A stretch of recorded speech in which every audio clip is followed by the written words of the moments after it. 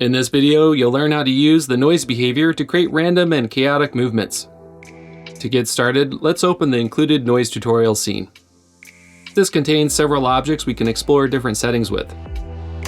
Let's grab the sphere first and add it to the Timeflow view, then right-click and select Add Automation Noise. We can then configure the settings in the inspector. At the top, we can set how we want the noise applied. If data only is selected, the noise is only output as a channel value, which could then be linked with other channels. Or we can select to apply the noise to the object's position or rotation. For this example, let's use position. The object field sets which transform the position or rotation is applied to. Sometimes it may be helpful to apply noise to a child or a separate object to prevent interfering with the current object's transform. For this setup, we'll simply apply the noise on the same object. We can then select full vector output or apply it to a specific axis. The input position sets the base position for the object. By default, it is set to the object's original position when the noise behavior was first applied. The input position may be a fixed value or animated, or if use transform is enabled, the input is provided by the current object's transform. However, a warning is displayed presently because the noise is being applied to the same object providing the input value. This causes self-referencing, which, although isn't strictly prohibited, it may result in an object that runs off into infinity. So it is best to use this setting when the target transform is a child or a separate object. For now, we'll leave it off and reset the input position. Next, we can select either to use Perlin or random noise. Random noise produces chaotic motion, while Perlin noise produces smoothly interpolated turbulent motion. We'll come back to random noise in a moment, but let's first see how Perlin noise works. We can play Timeflow to preview the results as we work. The speed controls how fast the object moves on each axis through the Perlin noise field. This can be adjusted to increase or constrain movement in each direction. Perlin noise is an invisible field that may be imagined as a warped space which the object moves through or which moves through the object. Unlike random noise, which is chaotic, Perlin noise has continuity, which can be wiggly or languid and fluid. We can use offset to move the noise field in world space, which can be used for additional randomization or animating wind or wave-like effects. And finally, the scale value controls the overall amount of movement applied, multiplying the final value. We can also use multiply scale to affect the overall noise at once. And similarly, we can use multiply speed to increase or decrease the overall speed. Before we go over the next set of controls, let's first set up an example using random noise.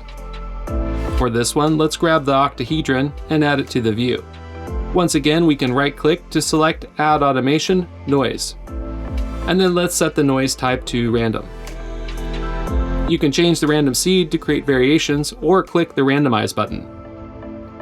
If the extra random checkbox is enabled, the random seed is regenerated whenever the scene loops. This is only relevant when rewinding or looping the animation, ensuring that each time it plays, the sequence is different. Otherwise, the same randomization sequence is played each time. The scale value may be used to increase or decrease the size of the random value range on each axis. We can now go over the time interval settings. This specifies a duration in seconds to interpolate between each random value. As we increase the time interval, the object moves more slowly. We can also further randomize the time interval by entering a plus-minus value, which defines a range around the base interval. For example, if we set an interval of 1 second, plus or minus 1 second, then the final interval will range anywhere from 0 to 2 seconds long, making the movement less predictable. The following drop-down menu selects which interpolation mode to use between each random value.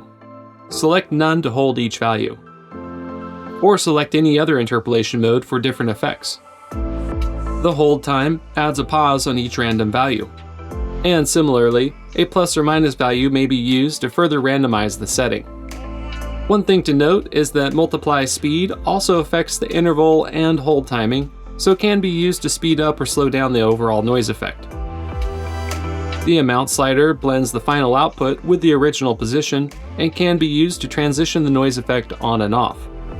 One example of using the noise effect is to apply a camera shake. This has already been set up in the example scene on the main camera to demonstrate. we can add the camera group to the Timeflow view to inspect it. A noise behavior has already been set up and the noise amount animated to control the effect. This simply determines how much shake is applied and when it occurs. The noise settings may be adjusted further to create anything from gentle rocking to violent shaking. The last thing we'll go over is using the rotation mode. Let's add the icosahedron to the view and once again right-click to Add Automation, Noise. This time we can set the mode to rotation and preview it. We've already covered all of the main controls, but let's review the options at the bottom. If use degrees is enabled, the scale value is treated as a measurement in degrees. For example, we can enter 360 for the object to have a randomized range of 1 full rotation. The world space option may be used to force all transform calculations to world space, otherwise they are performed in local space relative to the object's position in the hierarchy. The center checkbox, when enabled, applies noise in positive and negative amounts equally, anchored around the input value. However, if disabled, the noise is only applied additively to the input position or rotation. And lastly, the invert checkbox simply flips the direction of the noise. That concludes this video on using the noise behavior. Please refer to the documentation links in the video description below for more information. Next up, we'll go over using audio and audio sampling.